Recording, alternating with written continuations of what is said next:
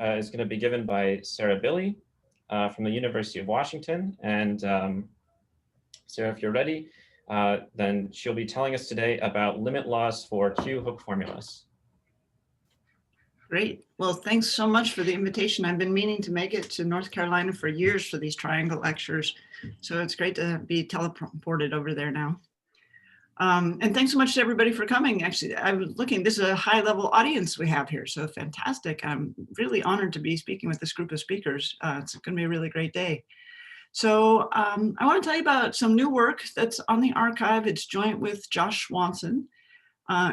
We're calling the title Limit Laws for Q-hook Formulas. And both the archive paper and the link to the slides are there in case you came in late. To grab the slides if you'd like and follow along. So let me tell you the outline of the talk.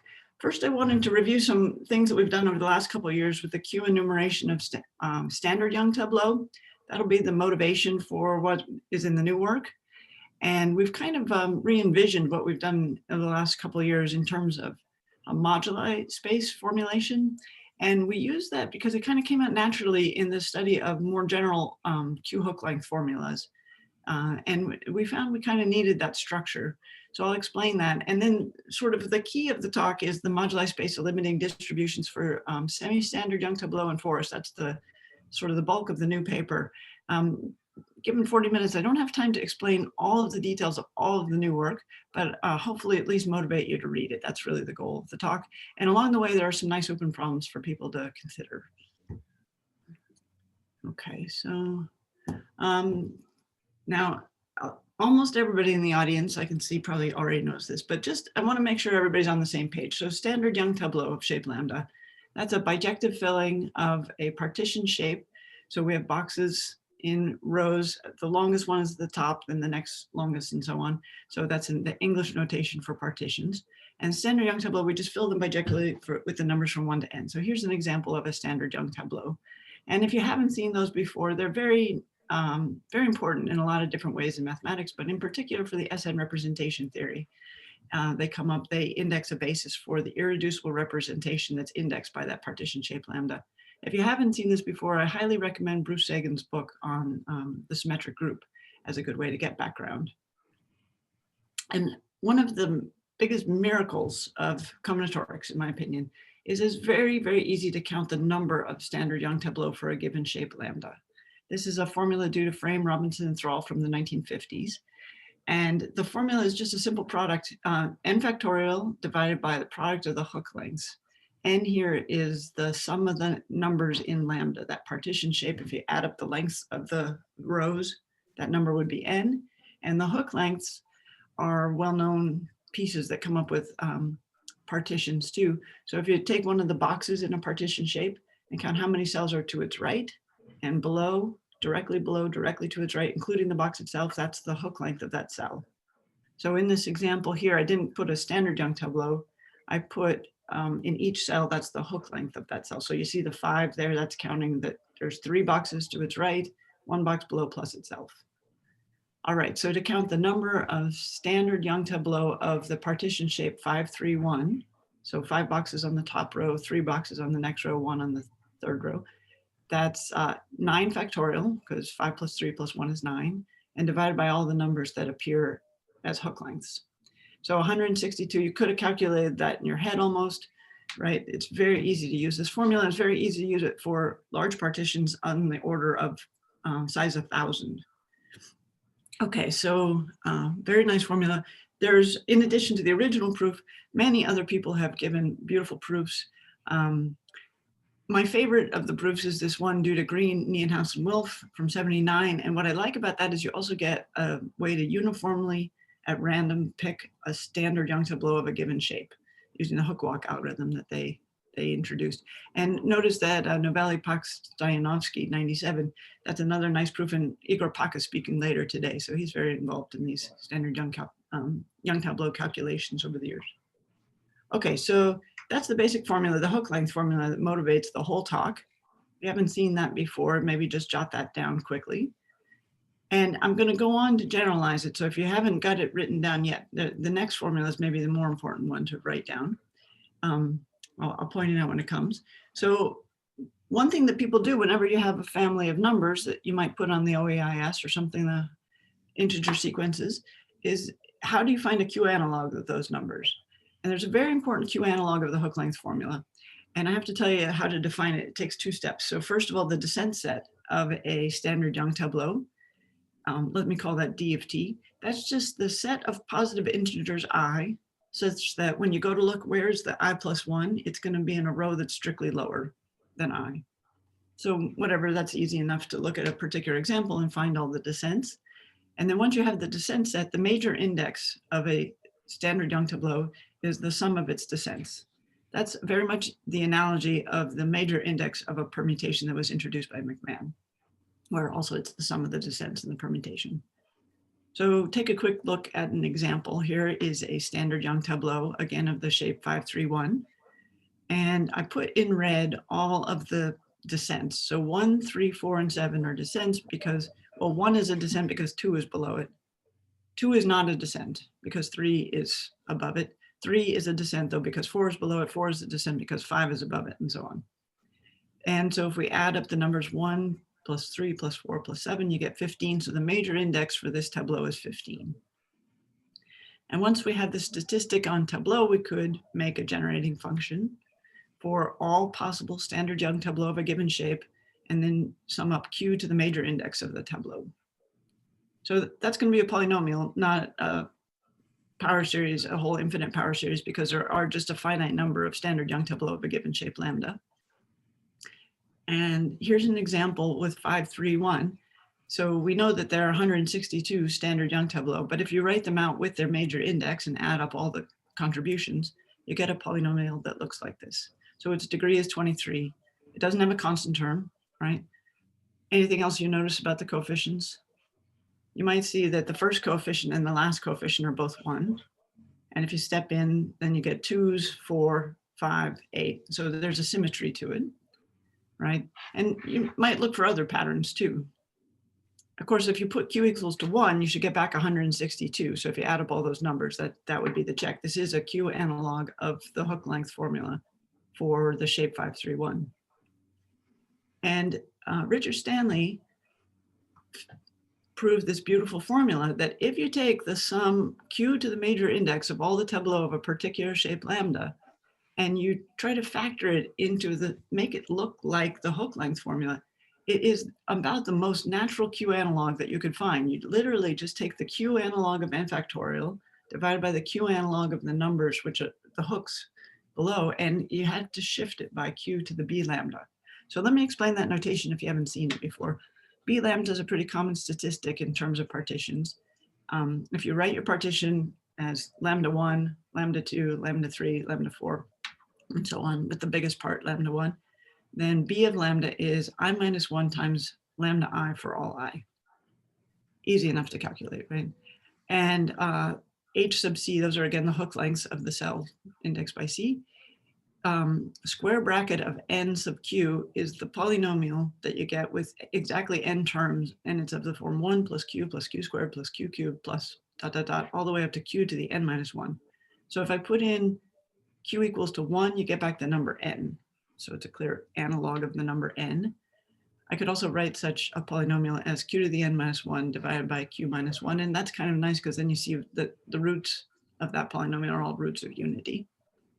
And the standard Q analog of n factorial is the one that we're using here. This is the one where you get it's just the product of the Q analog of n times the Q analog of n minus 1 times the Q analog of n minus 2 dot dot dot all the way down to 1.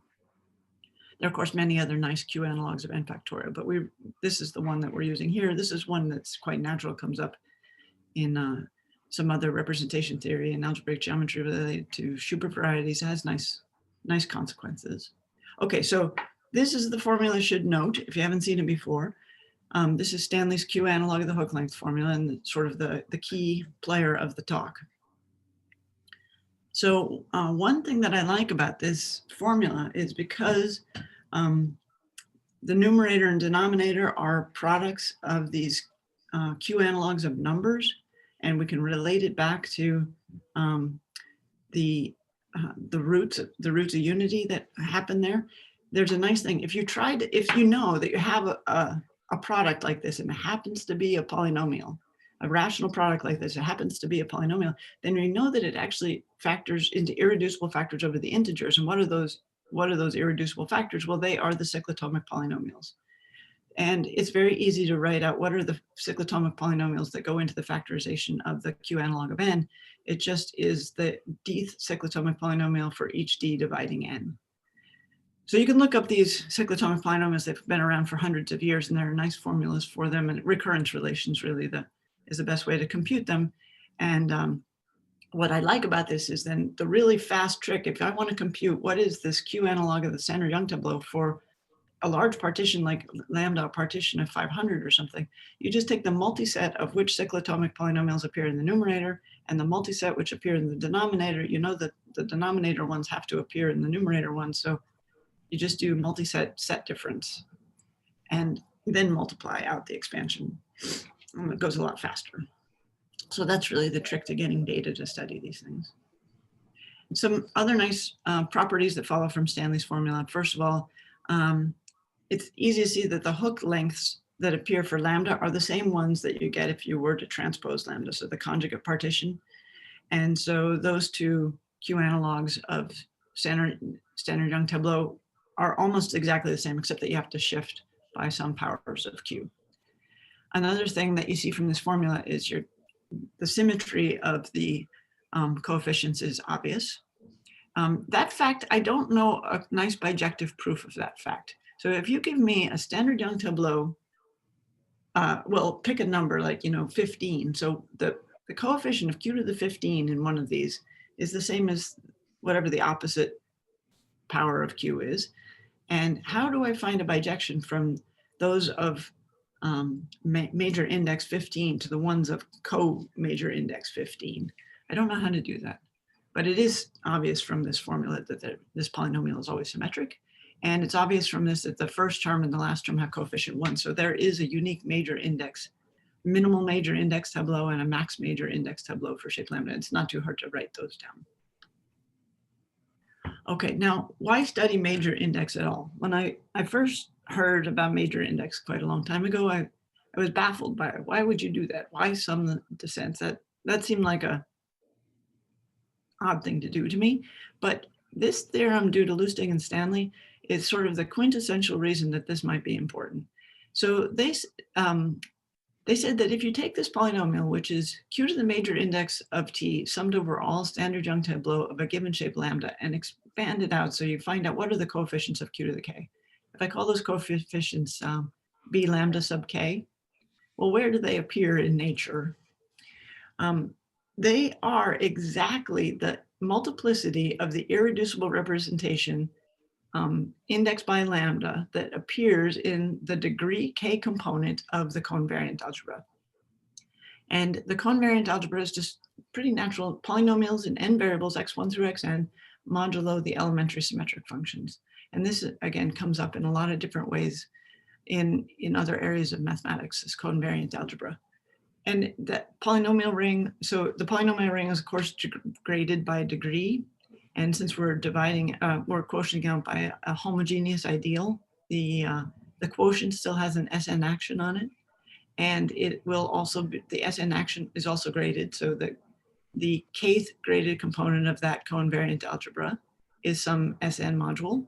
And that's what I'm saying. So if in that kth graded component of the covariant algebra, if you want to know how many times does the irreducible index by lambda appear, it is these numbers, b lambda k. So very natural, right? Okay, so this theorem has a little bit of a sordid history. Lustig proved it apparently, but didn't write it down. Stanley put it in a paper in 1979, attributing it to Lustig, but no proof. Semrich has proved it since in the literature. It's not too hard to prove, actually, if you are really up to date on your Sn representation theory. So give it a try if you haven't before. Okay, well, so here's a polynomial anyway. There's a whole family of polynomials, one for each lambda, that are important in some way. And so we start asking some questions. What kind of patterns do the coefficients exhibit? If you list them out, let's say from the coefficient q to the 0, q to the 1, q to the 2, and so on, list those coefficients out. What can we say about the patterns? And maybe more specifically, when are they zero? Could we say exactly when they're zero or not? Do they have any zeros in between the bounding ones? And what about unimodality or log concavity or other things about these coefficients? And Josh Swanson, Matthias Konvalinka, and I have been studying those over the last couple of years. We have 2 papers that are just published this year, actually, and I put the archive links there in case you want to look back at them. We completely have answered the existence question, found all of the zeros. We have a conjecture about unimodality. It's a very concrete conjecture. This is exactly when they're unimodal and when they're not, and that's still open. And it's the distribution question that has been motivating us more over the last couple of years to push this further. So I wanted to explain those results as background. Okay, so let's go back to 531, looking at those coefficients of that polynomial again. We had 1, 2, 4, 5, 8, 10, 13, so on. So this one is unimodal. And one way to look at it is by just looking at those numbers. But of course, as the size of lambda got larger and larger, the numbers just roll across your screen. It was better to visualize them by graphing them. So here's a point plot of those exact same numbers. And here's a little bit bigger partition, so 11, 5, 3, 1. And you start to see a pattern emerging. So what kind of curve is that? Well, if I overlay it with the normal distribution with the same mean and variance, it's looking awfully close to a normal distribution. Not quite right, but awfully close, right? The tails are a little off. Here's another one, 8, 8, 7, 6, 5, 5, 5, 2, 2. And I wanted to prove to you, let me see if I can do this, that I really did overlay the standard distribution under there. You see the edges? So this one is lining up absolutely beautifully with the standard normal distribution. Sorry, not standard normal here. I did it with the mean, the right mean and variance for the data. But so that's the guess, right? We're hoping that they often anyway end up following a normal distribution. So we have to sort of make that a little bit more precise. And so that was the question, what is the limiting distribution in general? And that's how we get these limit laws that came from the title of the talk. So we're moving from combinatorics to probability. And this is a completely standard thing to do, and it's very easy to sort of make this equivalence, because anytime you have a polynomial with non-negative integer coefficients, you automatically have a random variable that goes with it. So if my coefficients are A0, A1, A2, and so on, then the corresponding random variable, let me call it x sub f, if my polynomial is f of q, then the probability that x sub f is equal to k is just the coefficient a sub k divided by the sum of all those non-negative integers AHA. Okay, so that, and the sum of the coefficients is of course just f evaluated at 1. So that's some discrete probability distribution function, right? And we can do this for any Q analog of an integer sequence of anything we like. All right, so for the particular case of standard Young tableau and this Q analog of the hook length formula, we already have a name for the coefficients that come up, b lambda k.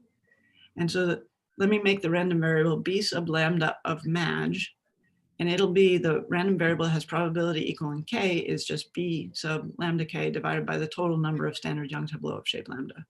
Those are the random variables that we want to study, and what are their limiting distributions, and how do we make that precise? Okay, so first of all, it makes more sense to try and put all of these random variables into the same frame of reference. So let's standardize them by giving the mean 0 and standard deviation 1. So subtract off the mean, divide by the standard deviation. And that's a usual process. It'll make the limiting process look better. And luckily, both the mean and the variance are very easy to see from the Q analog of the hook length formula. And this was already in the literature. This is due to Adin and Reuschman were the first to publish it. So the mean, there's 2 ways to write the mean. I like the second one better for where we're going. The formula for the mean is that statistic b lambda plus the half sum of the numbers from 1 to the size of lambda, number of boxes in lambda, and you just put the sum of all the numbers 1, 2, 3, 4 up to n. And then subtract off the sum of the hooks. So that's the mean, and the variance is also easy to see, and it actually looks pretty similar in a formula. It's 1/12 times the sum of the squares of the numbers from 1 to n minus the squares of the hooks. So you see the similarity between the first and the second formulas there. All right, so it's easy enough for us to standardize all of our random variables that go with standard Young tableau, and those are what we want to compare. And now I have to explain, what does it mean for these things to look normal, look like a normal distribution? So there's a technical definition there. So if you have the random variables x1, x2, and so on, if those are real valued random variables and they're standardized, have their standardized cumulative distribution functions are f sub 1, f sub 2, and so on, then that sequence of random variables is said to be asymptotically normal if, when you take the limit of those cumulative distribution functions, you get the standard normal distribution n, maybe n0, 1, so mean 0, variance 1. That's the definition. All right, so the question here is, though, in what sense does a partition approach infinity? Because that's a little different than a sequence indexed by integers approaching infinity. Like, for example, the first row could go off to infinity, or the first column could go off to infinity, or the size could go off to an infinity, right? Or you could rescale every box to be n times larger. Lots of different ways you can go off to infinity. And in which ones do we want to pay attention to? Well, we found that there was a new statistic. We haven't found it anywhere else in the literature so far. So if you know about this, let me know. But we call this the aft statistic. Aft is like the back of the boat. So the aft of lambda is n minus either the first row or the first column. So think of it as being the first row. If the first row is really long, we're going to subtract off all the boxes that are in the first row and just keep the stuff in the back. If it happens to have a long first column, we'll do it transposed. So for 5, 3, 1, the aft is 4, I claim, because the first row is longer than the first column. So lambda is a partition of n. Take away the first row, you have 4 boxes left. And we did put this statistic on FindStat. So hopefully if anybody finds any more applications of it, it'll show up there. And the theorem from prior work, this is with Montes Konvalinka and Josh Swanson, is that if you have a sequence of partitions, lambda 1, lambda 2, and so on, and corresponding random variables, then the sequence will be asymptotically normal if and only if aft goes to infinity. So this statistic we found was exactly the right way to characterize asymptotic normality. And we're really happy about that because we were seeing lots of asymptotic normality in lots of different cases, and this unified the theory.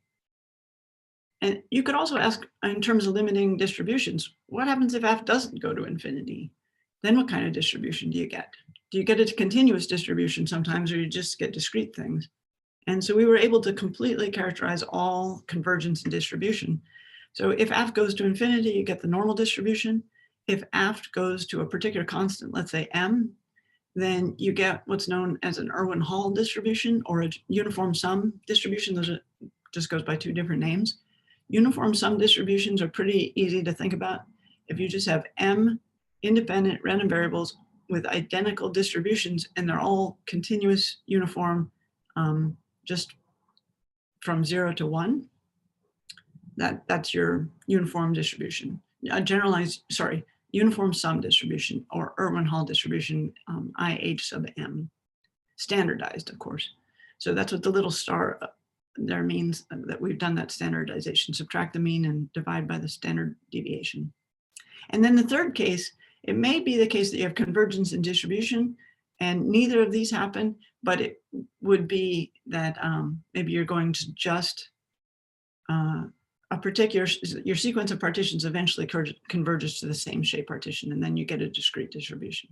So this is every possible way that you can get convergence and distribution.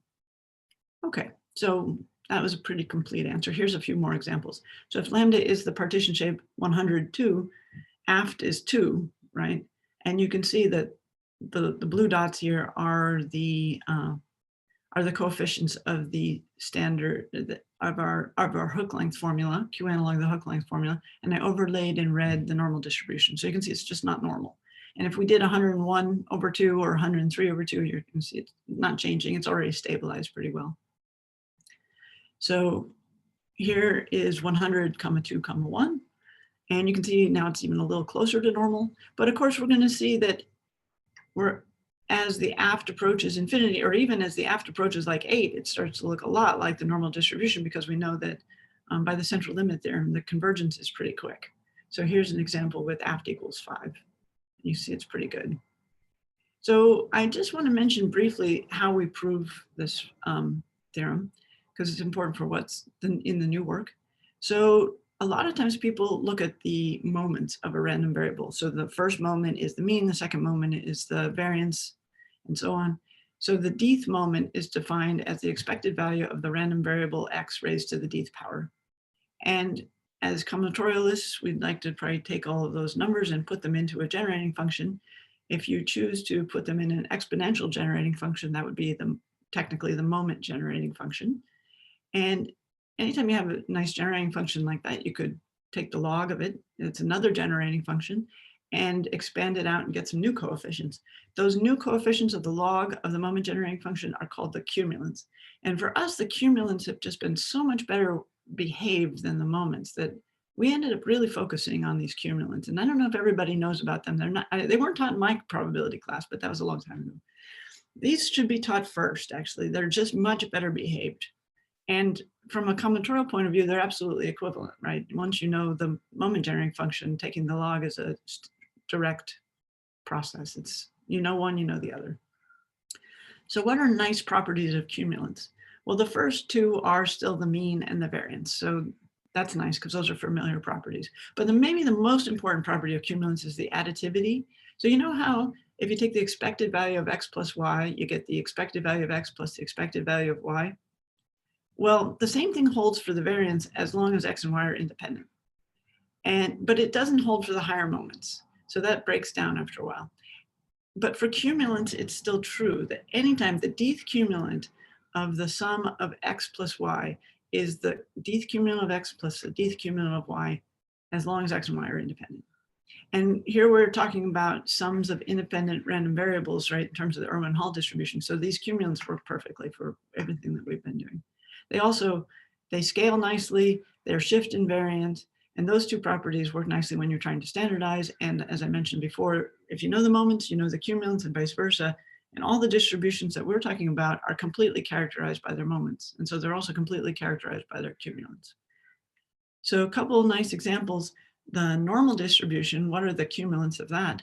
Well, the first cumulant of the normal distribution is the mean. The second is the variance, as I said. And then after that, they're all just zero. And zero is about the nicest number there is in terms of complexity. And if you look at the moments, they're not all zero after the higher moments. They're zero for the odd moments, but not for the evens. They're not too far off, but the cumulants look nicer. And what about for the Poisson distribution as another example? You know, the Poisson is described as having mean mu, and then also the variance is mu. But actually, all the cumulants are mu. So that makes it simple to remember too, all the cumulants in the Poisson distribution. Okay, so one of the key elements in our proof of characterizing asymptotic normality, and this is with Combinatorics and Swanson, is that we can easily write down the formula for all of the dth cumulants for a particular partition-shaped lambda. It's just going to look a lot like the formulas that we saw for the mean and the variance. It's the sum of the dth powers of the numbers from 1 to n minus the sum of the dth powers of the hook lengths. And what is that scalar up front? Those are called the divided Bernoulli numbers. B sub d is the Bernoulli number, and those are not integers, but they're well defined. They do appear in the OAIS as the ratio of two sequences. They are going to be 0 for the odd ones after d equals 3. And so this is a complete formula for the cumulants. And because we have such good control over the cumulants, this is what allowed us to show that certain ratios go to 0 when they need to, so that we get the cumulants of the normal distribution or the cumulants of the Irwin-Hall distributions. Okay, so that's the basics of the prior work. And this turned out to be the formula that we had here for the cumulants. Actually, Matthias Combinatorics guessed this formula. He's amazing. But it turned out the proof ended up being just too trivial in some sense because it was already in the literature and in other guys. So Chen, Wang were studying Q analogs of Catalan numbers, and they proved a formula specific to their case, but it was noticed by Wang and Zakharovich that it really generalizes extensively to a much bigger family of polynomials. So anytime you have a rational product with Q analogs of numbers on the numerator and Q analogs of numbers on the denominator, same number of factors in each case, And it happens to have the very special property that it expands to be a polynomial with non-negative integer coefficients. So if that happens, then there is this corresponding random variable, and the cumulants of that random variable are the sums of the dth powers of the A sequence from the numerator minus the sum of the dth powers of the numbers from the denominator scaled by the divided Bernoulli numbers. So just exactly the formula that we had found. And so we're very excited about this theorem, and we're giving credit to Wang Zakharovich and Chen Wang Wang for finding this. And it certainly does apply to the case of the Q analog of the hook length formula. All right, so we started sort of paying more attention then to when do you have this kind of factorization as a rational function? And so we'd like to give this family a name, actually. Any polynomial f of q, which has this rational factorization in terms of products of q numbers divided by products of q numbers with possibly a q to a power out front and maybe even a coefficient, we're going to call those cyclotomic generating functions. And that'll be the rational form of it, right? And it's nice because we get to use this trick with cyclotomic polynomials to do the cancellation and expand them relatively quickly. There's another form too, the cyclotomic form, right? So this would just be any polynomial with non-negative integer coefficients that does have a factorization in terms of cyclotomics. That's equivalent. Or we proved the third form too. In more recent work with Josh Swanson, this stuff is coming out, but it's not on the archive yet. So the complex form of the cyclotomic generating functions is that all of the roots of these polynomials are either roots of unity or zero. And that's an if and only if also. So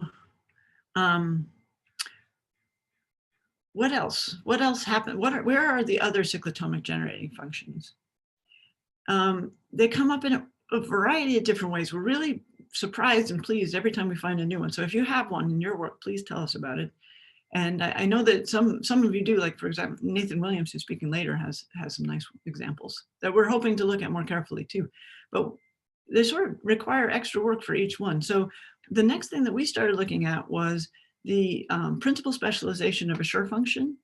And Stanley has a nice formula for that also, like a hook length formula. And then Bjorner and Wax have a Q hook length formula for counting the number of linear extensions for forests using major index and also the inversion numbers.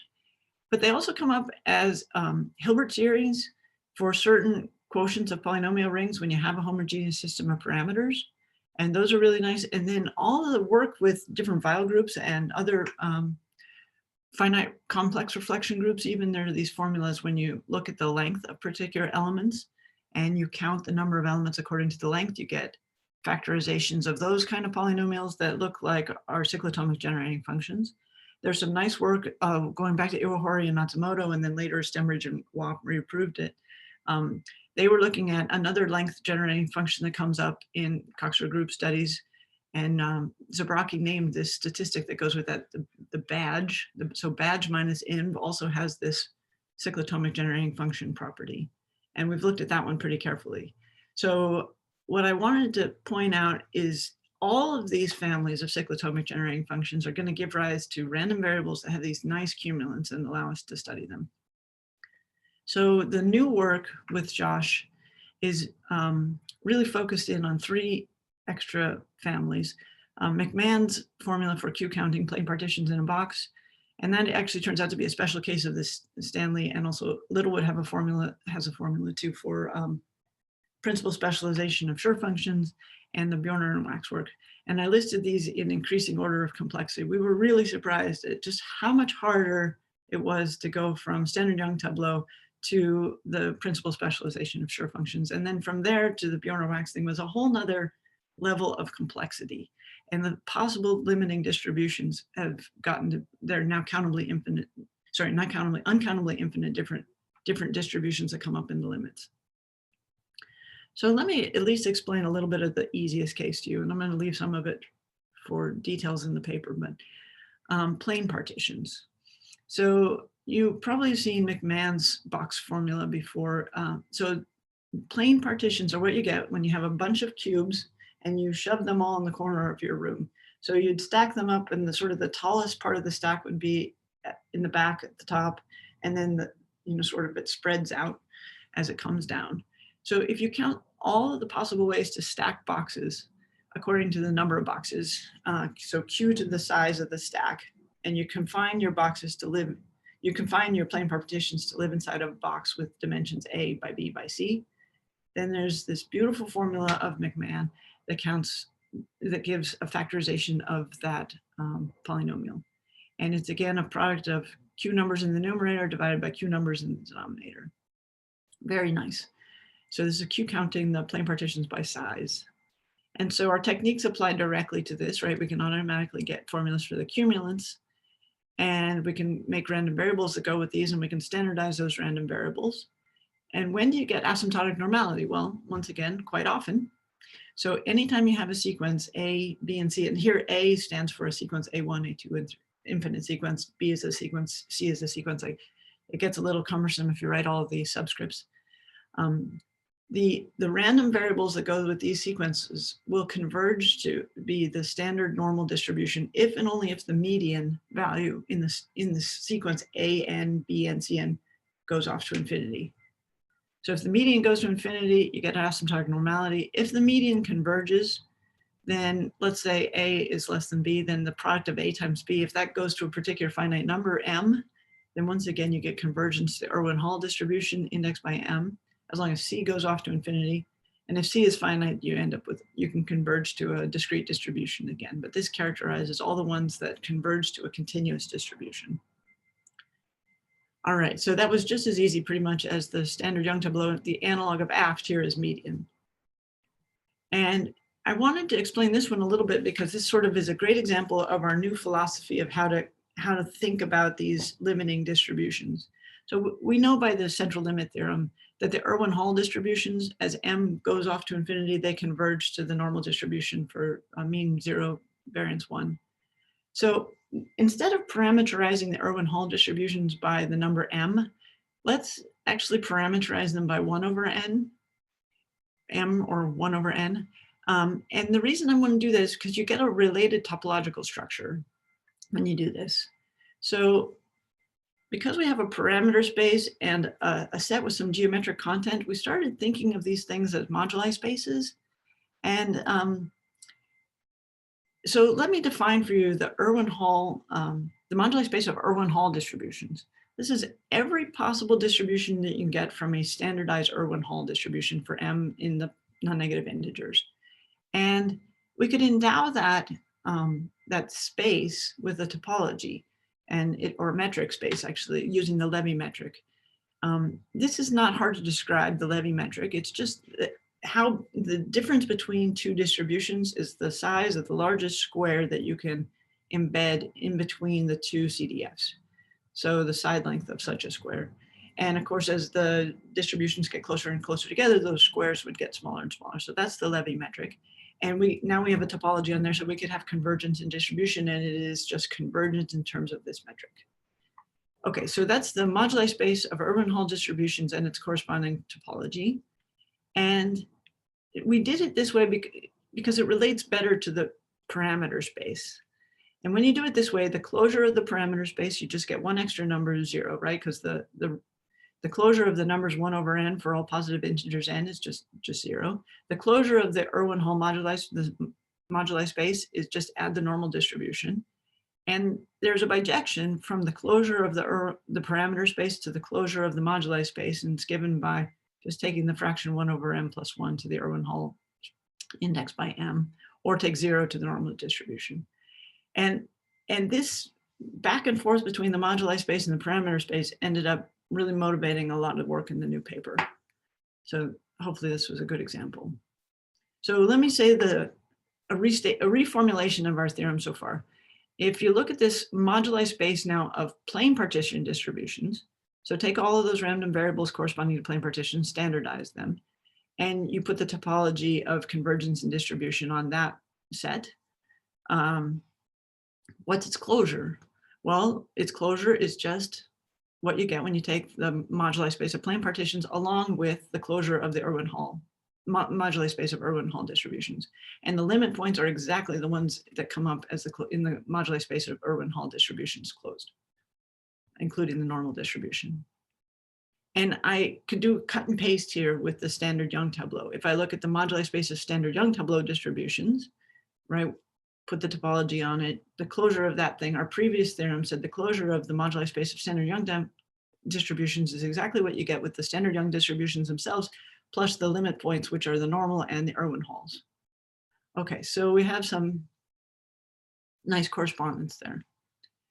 And then the new work, let me jump into this a little bit. So semi-standard Young tableau, hopefully you've all seen this before too, but just in case you haven't, instead of standard tableau where you have the numbers from 1 to n, now I'm allowed to repeat numbers. They do have to be weakly increasing across rows, strictly increasing down columns to be a semi-standard Young tableau. And for each such one, you get a monomial by just counting x1 to the number of ones, x2 to the number of twos that appear, and so on. And I also want to define the rank of a semi-standard tableau. And this is what you get when you substitute in, for x1, you put in the number 1, for x2, you put in q, for x3, you put in q squared, and so on. So for xn, you're going to replace it by q to the n minus 1. That's the rank of the tableau. In this case, it would be 28. And the rank, notice it's a lot like that statistic on partitions B lambda before. So if you have x to the tableau is x1 to the alpha 1, x2 to the alpha 2, counting the number of ones and twos and so on, then the rank of the tableau is I minus 1 times alpha I summed over all I. All right, so semi-standard Young tableau are a very nice way of looking at the Schur function S lambda. So the Schur function could be defined as the sum over all semi-standard Young tableau of shape lambda. And I could make it a finite polynomial instead of an infinite series if I just truncate to say you're not allowed to use a number larger than m to fill this tableau. So SSYT less than or equal to m of lambda is the set of all semi-standard Young tableau of shape lambda filled by the numbers from 1 to m. All right. And as I mentioned, the principal specialization of the Schur function is what you get when you put in x sub n is replaced by q to the n minus 1 for all n. Okay, so that's some polynomial now generating function because I've limited it to a finite set. And it has two analogs of the hook length formula, two factored formulas, which are cyclotomic generating functions. The first one's due to Stanley, the second one is due to Littlewood. And I'm not going to spend too much time on the details, but just to say this has this nice form that we've been looking for. So we have good control over the cumulants, we have good understanding of the corresponding random variables that go with it. And by using the two different formulas, we were able to study the moduli space of semi-standard Young tableau distributions that go with that. So once again, that little star there means we're standardizing all of them to subtract the mean, divide by the variance, and we can extract those things from the generating function form, the rational form that we had. And here, though, we've already bumped into an open problem. So we don't really have an explicit formula for the closure of the moduli space of semi-standard Young tableau distributions in the Levy metric. We don't quite understand what are all the limit points, but we're close. But what we found was we had to sort of start looking at a new family of distributions, not new in the sense these are very familiar things that you've seen. We just had to look at all possible finite multisets of real positive, non-negative real numbers, T1 through Tm, and the corresponding random variables that go with summing the uniform distributions that go with those. And these generalize the Irwin-Hall distributions quite a bit, but these are not so well studied in the literature. It was surprising, we found very few examples. And one of the key theorems is if you look at the distance multisets, these are the pairwise differences between those the numbers in the sequence T1 through Tm, then we could completely characterize convergence and distribution for the corresponding semi-standard Young tableau random variables by using these multisets, and it's exactly if and only if pointwise convergence happens among the distance multisets that go with the partition shape lambda. And I'm running a little low on time, so I'm not going to explain the details, but looking at these generalized uniform sum distributions was exactly the tool that we needed to get the rest of our limiting distributions that we could, all the limiting distributions that we can find come up this way or in the closure of those things. And when you look at the closure, there's also a moduli space of distance distributions that come up, right? I could take the just those generalized uniform sum distributions indexed by a set, which is a distance multiset. And it was quite interesting because then there is a corresponding convergence in terms of pointwise convergence on the parameter set. And it went along with this moduli space. And both of them are closed and compact. And there is, again, a homeomorphism between the two spaces. So we think we're onto something. We actually think that we've probably got all the limit points here. And in some special cases, when we limit our shapes, we do show that we have complete understanding of the moduli space. And I know I'm out of time, but for the Bjorner-Wax situation with Q analog of the hook length formula for forest, we were pushed even further. We ended up describing something we call the dustpan distributions. And these are generalized uniform sum distributions, now allowing for infinite sums, along with normal distributions. And this was exactly what we needed to find all the limit points, to describe all the limit points that we had. And once again, our results are similar. We don't have a complete description of the closure of the dustpans. Oh, sorry, the dustpans are closed. What we don't have a complete description of is the corresponding moduli space of forests. So there's some more open problems. And pushing it, we'd like to understand what is the space of limit loss for all possible cyclotomic generating functions. That's sort of where we're going. Okay, thanks so much. Okay, thank you, Sarah. That was a very nice talk. Yeah, so you can put your reactions if you want, raise claps or other sorts of reactions you can do. So we're showing everybody now.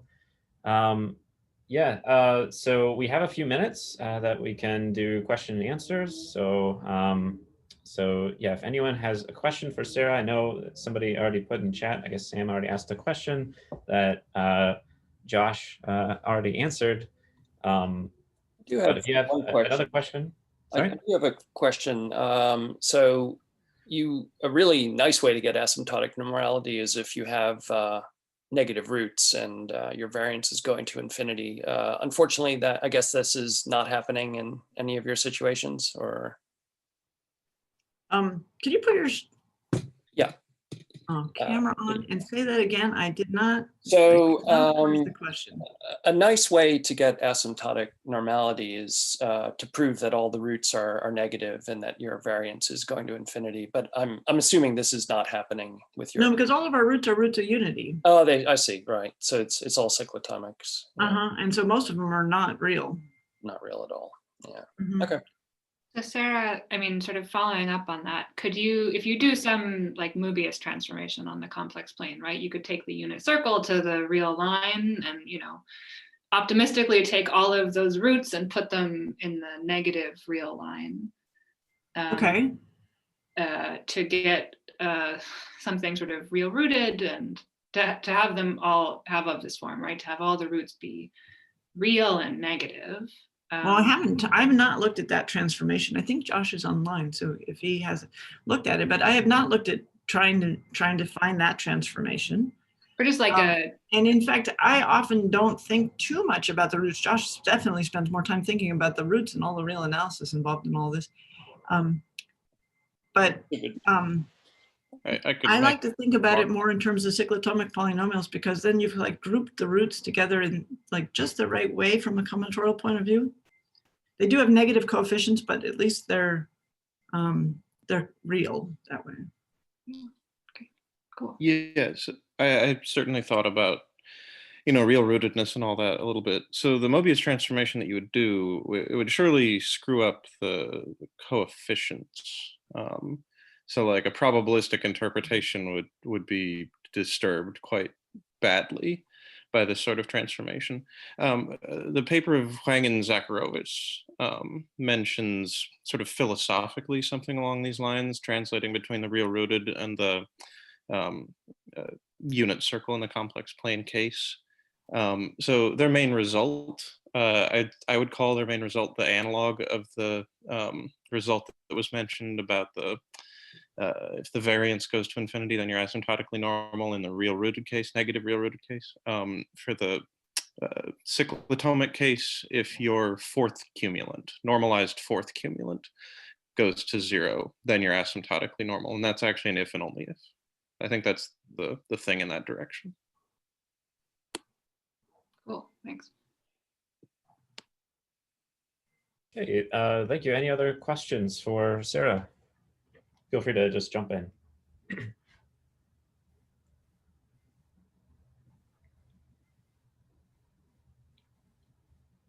Okay, well, if not, so I think Sarah will be around for hopefully the longer break, so you can chat with her then. If not, let's go ahead and thank her again for a very nice talk. Clap emojis on, and